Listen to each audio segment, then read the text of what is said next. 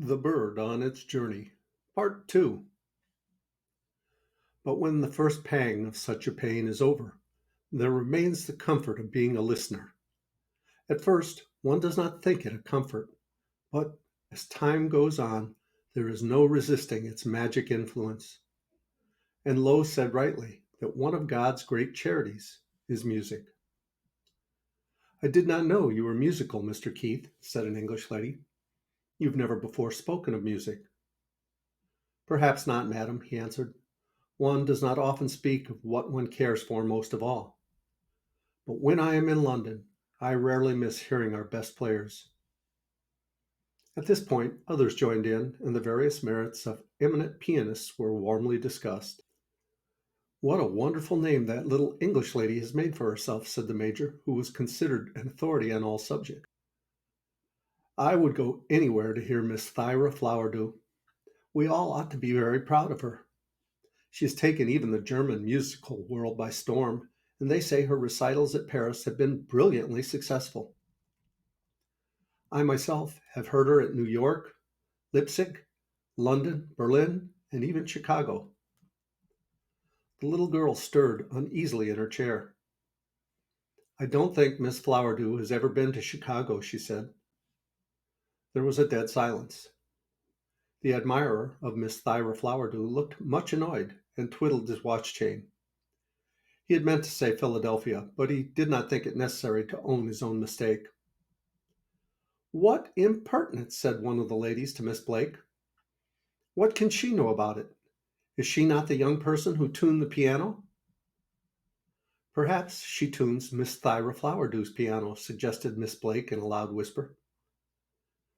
You are right, madam, said the little girl quietly. I have often tuned Miss Flowerdew's piano. There was another embarrassing silence, and then a lovely old lady whom everyone reverenced came to the rescue. I think her playing is simply superb, she said. Nothing that I ever hear satisfies me so entirely.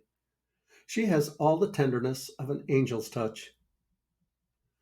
Listening to her, said the Major, who had now recovered from his annoyance at being interrupted, one becomes unconscious of her presence, for she is the music itself, and that is rare.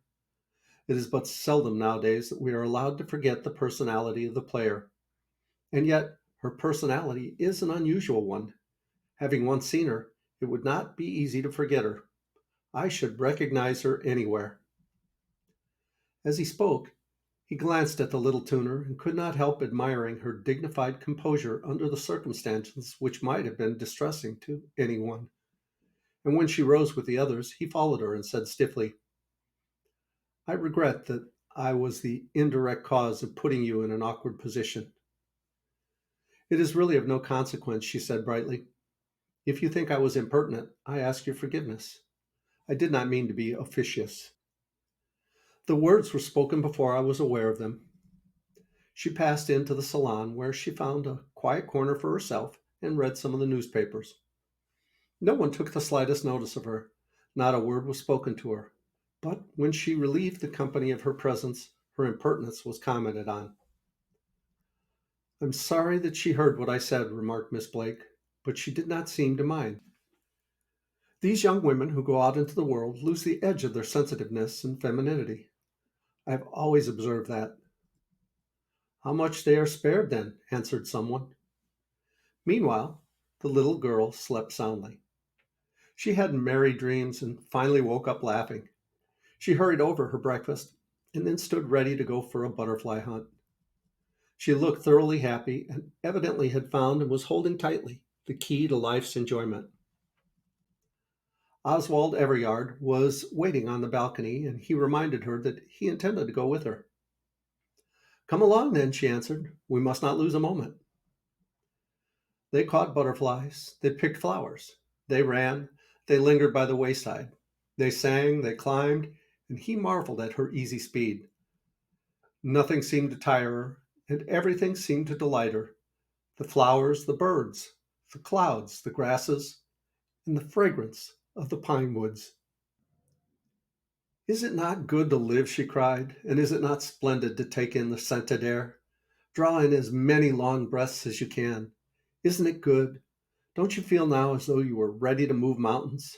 I do. What a dear old nurse nature is. How she pets us and gives us the best of her treasures. Her happiness invaded Oswald Everyard's soul, and he felt like a schoolboy once more, rejoicing in a fine day and his liberty, with nothing to spoil the freshness of the air, and nothing to threaten the freedom of the movement. Is it not good to live? He cried. Yes, indeed it is, if we know how to enjoy. They had come upon some haymakers, and the little girl hastened up to help them. There she was in the midst of them, laughing and talking to the women, and helping them pile up the hay on the shoulders of the broad backed men, who then conveyed this burden to a pear shaped stack. Oswald Everyard watched his companion for a moment, and then, quite forgetting his dignity as an amateur tenor singer, he too lent his aid and did not leave off until his companion sank exhausted on the ground. Oh, she laughed, what delightful work for a very short time. Come along, let us go into that brown chalet yonder and ask for some milk. I'm simply parched with thirst. Thank you, but I prefer to carry my own flowers. What an independent little lady you are, he said. It's quite necessary in our profession, I can assure you, she said with a tone of mischief in her voice. That reminds me that my profession is evidently not looked upon with any favor by the visitors at the hotel. I'm heartbroken to think that I have not won the esteem of that lady in the billycock hat. What will she say to you for coming out with me? And what will she say of me for allowing you to come? I wonder whether she will say, how unfeminine. I wish I could hear her. I don't suppose you care, he said. You seem to be a wild little bird. I don't care what a person of that description says, replied his companion. What on earth made you contradict the major at dinner last night? He asked. I was not at the table, but someone told me of the incident, and I felt very sorry about it. What could you know of Miss Thyra Flowerdew? Well, considering that she is in my profession, of course, I know something about her, said the little girl. Confound it all, he said rather rudely. Surely there is some difference between the bellows blower and the organist. Absolutely none, she answered, merely a variation of the original theme. As she spoke, she knocked at the door of the chalet and asked the old dame to give her some milk. They sat in the stube, and the little girl looked about, admired the spinning wheel, and the quaint chairs, and the queer old jugs, and the pictures on the wall. Ah, but you shall see the other room, the old peasant woman said, and she led them into a small apartment which was evidently intended for a study. It bore evidences of unusual taste and care, and one could see that some loving hand had been trying to make it a real sanctum of refinement. There was even a small piano. The carved book rack was fastened to the wall.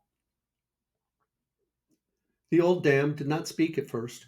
She gave her guests time to recover from the astonishment which she felt they must be experiencing. Then she pointed proudly to the piano. I bought that for my daughters, she said, with a strange mixture of sadness and triumph. I wanted to keep them at home with me, and I saved and got enough money to buy the piano. They had always wanted to have one, and I thought they would then stay with me. They liked music and books, and I knew they would be glad to have a room of their own where they might read and play and study. And so I gave them this corner. Well, mother, asked the little girl, and where are they this afternoon? Ah, she answered sadly, they did not care to stay, but it was natural enough, and I was foolish to grieve. Besides, they come to see me. And then they play to you? Asked the little girl gently. They say the piano is out of tune, the old dame said. I don't know. Perhaps you can tell. The little girl sat down to the piano and struck a few chords. Yes, she said, it's badly out of tune. Give me the tuning hammer. I'm sorry, she added, smiling at Oswald Everyard, but I cannot neglect my duty. Don't wait for me. I will wait for you, he said sullenly, and he went into the balcony and smoked his pipe and tried to possess his soul in patience. When she had faithfully done her work, she played a few simple melodies, such as she knew the old woman would love and understand, and she turned away when she saw the listener's eyes were moist. Play once again, the old woman whispered. I'm dreaming of beautiful things. So the little tuner touched the keys again with all the tenderness of an angel. Tell your daughters, she said as she rose to say goodbye, that the piano is now in good tune. Then they will play to you the next time they come. I shall always remember you, mademoiselle, the old woman said, and almost unconsciously, she too took the childish face and kissed it. Oswald Everyard was waiting in the hayfield for his companion, and when she apologized to him for this little professional intermezzo, as she called it, he recovered from his sulkiness and readjusted his nerves, which the noise of the tuning had somewhat disturbed. It was very good of you to tune the old dame's piano, he said, looking at her with renewed interest. Someone had to do it, of course, she answered brightly, and I'm glad the chance fell to me. What a comfort it is to think that the next time those daughters come to see her, they will play to her and make her very happy. Poor old dear. You puzzle me greatly, he said. I cannot for the life of me think what made you choose your calling. You must have many gifts. Anyone who talks with you must see that at once. And you play quite nicely, too. I'm sorry that my profession sticks in your throat, she answered. Do be thankful that I am nothing worse than a tuner, for I might be something worse, a snob, for instance. And so speaking, she dashed after a butterfly and left him to recover from her words.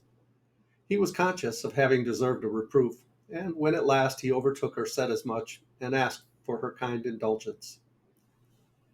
I forgive you, she said, laughing. You and I are not looking at things from the same point of view, but we have had a splendid morning together, and I've enjoyed every minute of it. And tomorrow I go on my way. And tomorrow you go, he repeated. Can it not be the day after tomorrow? I am a bird of passage, she said, shaking her head. You must not seek to detain me. I've taken my rest, and off I go to other climes. They had arrived at the hotel, and Oswald Everyard saw no more of his companion until the evening, when she came down rather late for table d'hote. She hurried over her dinner and went into the salon. She closed the door and sat down to the piano and lingered there without touching the keys.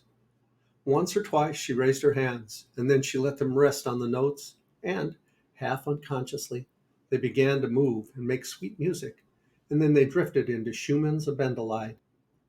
And then the little girl played some of his Kinderscheinen and some of his Fantasy Stück and some of his songs. Her touch and feeling were exquisite, and her phrasing betrayed the true musician. The strains of music reached the dining room, and one by one the guests came creeping in, moved by the music and anxious to see the musician. The little girl did not look up. She was in a Schumann mood that evening, and only the players of Schumann know what enthralling possession he takes of their very spirit. All the passion and pathos and wildness and longing found an inspired interpreter, and those who listened to her were held by the magic which was her own secret, and which had won for her such honor as comes only to the few. She understood Schumann's music and was at her best with him. Had she perhaps chosen to play his music this evening because she wished to be at her best? Or was she merely being impelled by an overpowering force within her? Perhaps it was something of both. Was she wishing to humiliate these people who had received her so coldly? This little girl was only human. Perhaps there was something of that feeling too. Who can tell? But she played as she had never played in London or Paris or Berlin or New York or Philadelphia. At last she arrived at the carnival, and those who heard her declared afterward that they had never listened to a more magnificent rendering. The tenderness was so restrained, the vigor was so refined. When the last note of that spirited Marche de Davidsblunder, Contras les Philistines, had died away, she glanced at Oswald Everyard, who was standing near her almost dazed. And now my favorite piece of all, she said, and she at once began the second novelette, the finest of the eight, but seldom played in public. What can one say of the wild rush of the leading theme and the pathetic longing of the intermezzo? The murmuring, dying notes that fall as soft as snow on the sea, and the passionate strain that, deeply going, refines the bosom it trembles through. What can one say of those vague aspirations and finest thoughts which possess the very dullest among us when such music as that which the little girl had chosen catches us and keeps us, if only for a passing moment, but that moment of the rarest worth and loveliest in our unlovely lives? What can one say of the highest music except that, like death, it is the great leveler?